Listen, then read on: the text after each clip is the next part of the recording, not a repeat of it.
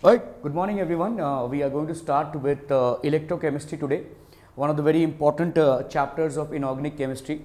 It is important both from your board perspective and from competition point of view as well.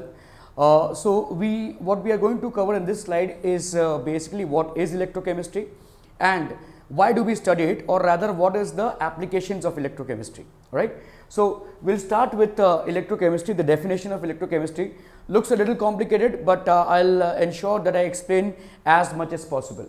So what is electrochemistry? It is basically the branch of chemistry that deals with the production of electricity. So obviously the word electro is there, so it will be obviously the branch of chemistry that deals with the production of electricity, okay, from energy released during spontaneous chemical reactions. So this is energy released during spontaneous chemical reactions. Now, production of electricity from energy released during spontaneous chemical reactions. What do we mean by spontaneous? The word spontaneous here means which can happen on its own. There are certain reactions on which you need not provide any additional form of energy, they can just happen on their own. And when they happen on their own, the energy that is subsequently released can be used to convert into electrical energy, and that will be the profit, right? There is no point in supplying energy to a system and then extracting energy out of it. So without any extra energy that is supplied to a system, if it is able to generate a chemical reaction and obviously generate electricity as well, that's what we are looking out for, right?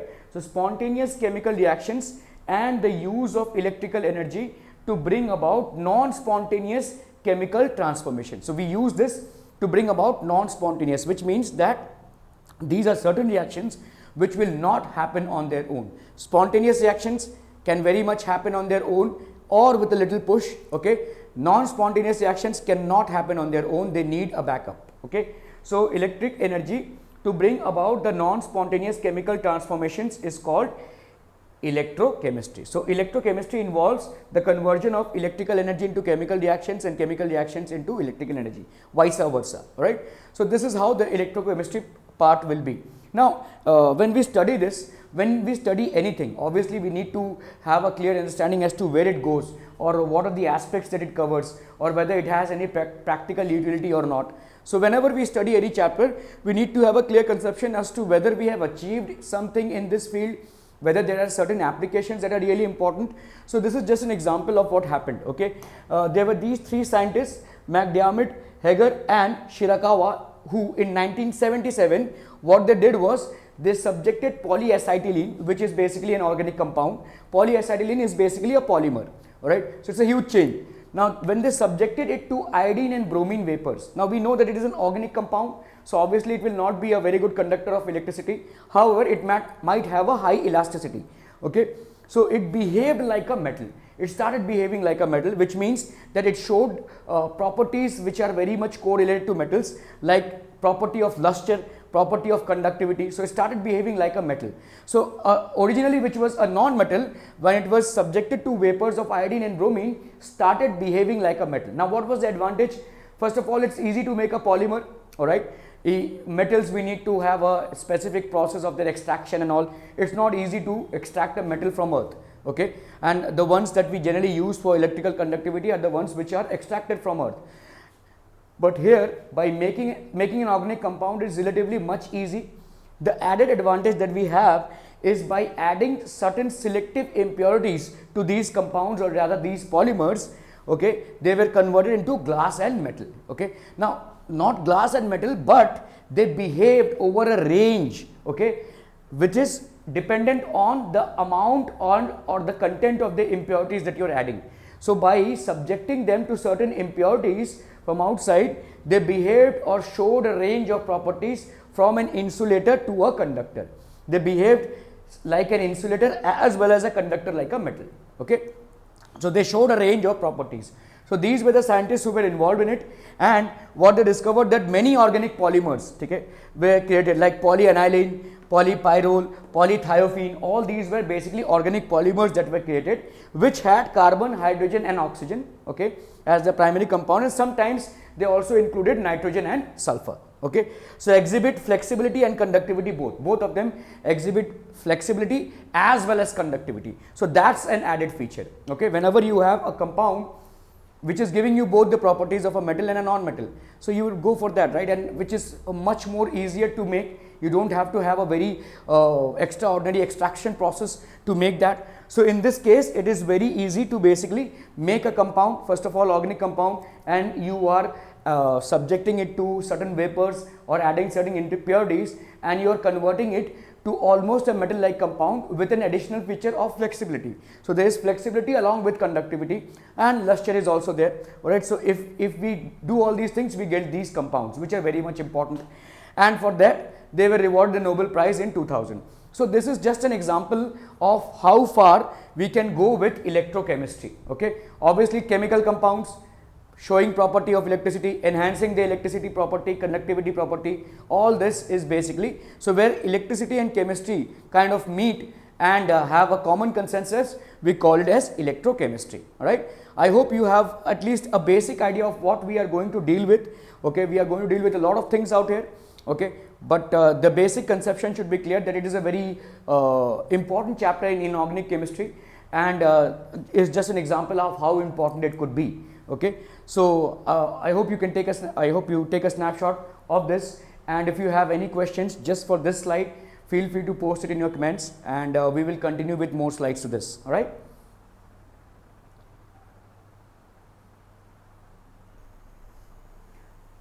All right, we will continue with the chapter on electrochemistry, and this is what we are going to continue from here. Okay, so it's a little theoretical part that we are going to cover here, so just pay attention to it, and we'll take it from here. Okay, so what is basically what we are going to cover in this slide, since we are studying electrochemistry. Okay, what we are going to cover in this slide is basically a lot of theoretical part which you might be aware of, but with a difference. Okay, so these are things that we need to know before we get a hang on of this chapter. So the first thing that comes across is conductors. Obviously, when we are dealing with electrochemistry, we have to know what are conductors, then what are their types, then what are their differences. So we all know, and we need not reiterate here, that conductors are basically materials which can conduct electricity. All right, and hence non-conductors are the ones which do not conduct electricity. So when we refer to conductors, we refer to materials which can conduct electricity. For example, we have copper, we have silver, etc. And when we refer to non-conductors, we refer to basically materials which do not conduct electricity. For example, we have a lot of plastic, rubber, etc. Okay, now these can be of two types. We all know conductors. There are conductors which we are going to study. What are the types of conductors? Okay, and what are the factors on which the conductance depends? We are going to study what are the differences between these two types of conductors. Okay, so conduction happens in two ways, and that is something that we are going to study here. Okay, so first of all, we will come to metallic conductors. We all know what metallic conductors are. Okay, what are metallic conductors? The ones which allow electricity to pass through them without undergoing any chemical change. The ones which allow electricity to pass through them without undergoing any chemical change. For example, we have copper, we have silver, we have these metals basically will allow electricity to pass through them without themselves undergoing any chemical change. Okay, without undergoing any chemical change means that they will not undergo any kind of reduction, oxidation, anything. Okay, so they are just going to conduct electricity. They are just going to allow the free flow of electrons through them. Okay, so what happens is, let's say if this is a conductor, the electrons travel from one end to the other end. That's all that is going to happen. They are going to have a free pathway for the passage of electrons. So conductors or metallic conductors are the ones which allow electricity to pass through them without undergoing any chemical change. We know a lot of metals like this. Now this type of conductance is also known as electronic conductance. Electronic conductance, or this is also known as metallic conductance. Okay, these are also known as electronic conductors. These are also known as electronic conductors. So we are all aware of this, and we have studied it a lot of times. Okay, now what are the factors on which this conductance will depend on? Obviously, the factor that will depend mostly will be the nature and structure of the metal. So all metals do not offer the same kind of conductivity. We know that silver is one of the best conductors, but since it is not affordable, we prefer to choose copper. So all conductance is not the same. In spite of being a metal, all of them will not offer the same kind of conductance. Okay, so it definitely depends upon the nature and the structure of the metal. The most primary thing which will actually allow conductivity through a metal is the number of valence electrons per atom. What is the number of valence electrons that is there per atom? We have studied this in conductance, that the free flow of electrons happens. There are conduction bands which will allow these electrons. The number of free electrons that move from one band to another, we have studied it in semiconductors. But what happens here is, the more is the number of valence electrons, the more will be the possibility. Okay, so the number of valence electrons per atom it is having, and the density of the metal, how dense the metal is. Okay, for example, if you notice, lead is one of the poor conductors. Why is it? Because it has a high density. The more is the density, the more is the possibility of electrons not flowing through it smoothly. And if it is not flowing through it smoothly, obviously the conductivity will not be that great. So lead is one of the heaviest metals, one of the most densest metals known to us, and that is a poor conductor of electricity. So in spite of being a metal, it is still a poor conductor of electricity. Okay, it will depend upon temperature. Now how does temperature impact here? See, temperature increases, the collisions will increase, the electronic collisions will increase, the electrons will collide each other, and hence the resistance will increase. See, it's like a haphazard motion that is happening. So there is a free highway, and all of a sudden there is a traffic which gets collected. So when you give temperature to a metal, what will happen is, it's like the traffic which is built up in a free highway for whatever reasons. Maybe an accident has happened, or maybe all of a sudden people have come down on the streets, or some vehicles have just collided, or some vehicles have just overturned, or whatever. Okay, so this is basically what happens. If you increase the temperature, if you happen to increase the temperature, the conductivity goes down. Okay, and the reverse happen. If you lower down the temperature, the conductivity generally goes high. So these are certain factors on which the conductivity through a metal will depend. Okay, some non-metals are also good conductors. We have seen graphite is one of the best conductors of electricity. Then we have carbon black. Some organic polymers, as we saw in the previous slide, how organic polymers were basically used and to make conductors, flexible conductors rather. All right. So these are this is pretty much about metal conductors. Now we will go to the other type of conductivity, which is basically electrolytes or electrolytic conduction. Okay, electrolytes or electrolytic conduction. What is electrolytes or electrolytic conduction? Which allows substances which allow electricity to pass through them in their molten states. Basically in molten states which will allow electricity to pass through them, or in fused state, or in aqueous solution. Okay, so molten state is when you have raised the temperature it's a compound. Basically you have raised the temperature and you have made it come to a molten state, and in the form of aqueous solutions. So substances which allow electricity to pass through them in their molten states or in the form of their aqueous solutions and undergo chemical decomposition. So these are basically electrolytes which will undergo electrolytic decomposition. Okay, so electrolytes are basically, or electrolytic conduction is something which is correlated to this, which allows electricity to pass through them in their molten states or in the form of their aqueous solutions and undergo chemical decomposition. This undergoes chemical decomposition. So we have acids, bases and salts. See, what is the reason for conductivity here? The reason for conductivity here in metallic conductance is availability of free electrons, and the reason for conductivity here in electrolytes is availability of ions. The more is the number of ions, and it's just not about the ions, it's about the availability of ions if they are free to move. Say in a fused state or in aqueous solutions, the ions are pretty much free to move. Here the electrons are free to move. Here the ions are free to move. So in a solid states, these compound will not behave as a conductor. Okay, if you take the same compound in a fused state, or maybe in a molten state, or maybe in an aqueous state, okay, then the ions will become free to move, and when they become free to move, they will obviously conduct electricity. That's the mechanism of electrolytic conductance. So when electricity is passed to them, they will start conducting electricity because now the ions can move. In a solid state, the ions are not free to move. Okay, so it's just because of the mobility of the ions in their fused or aqueous solution states, because of which the conductance happens in this case. The other difference, we are obviously going to learn the differences between them, but in this case, the metals are having free electrons. In this case, the electrolytes are having free ions to move. Okay.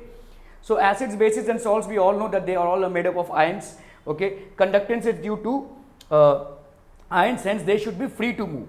In molten and fused state, these ions are pretty much free to move. We'll just quickly go through the differences between metallic and electrolytic conductors. So metallic conductors is due to the conductance in metallic conductors is due to the movement of electrons. They are able to conduct electricity because the electrons are pretty much free to move. Whereas if you go to electrolytic conduction, electrolytic conductance or ionic conductance is due to the movement of ions. This is due to the movement of electrons. This is due to the movement of ions. Okay. This is due to the movement of electrons. This is due to the movement of ions.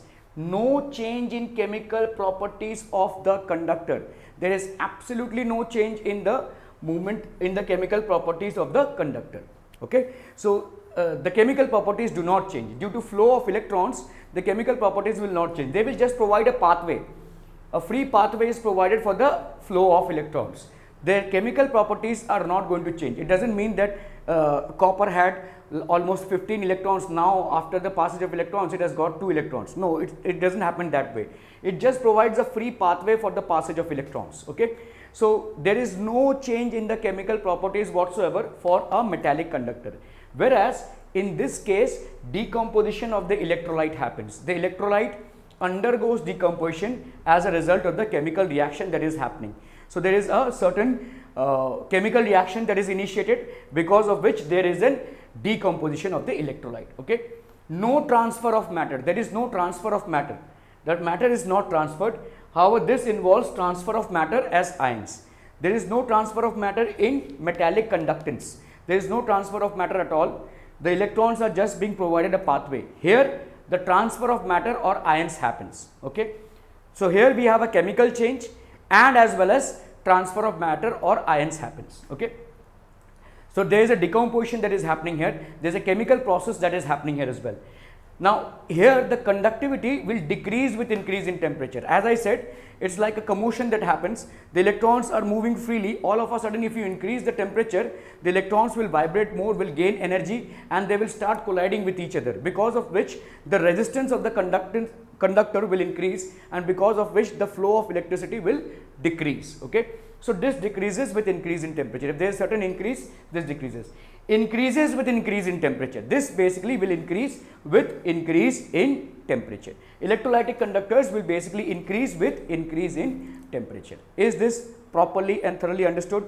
Right? You can take a snapshot of the same. This is a theoretical part which I have covered, and I am sure you must be aware of most of the things out here.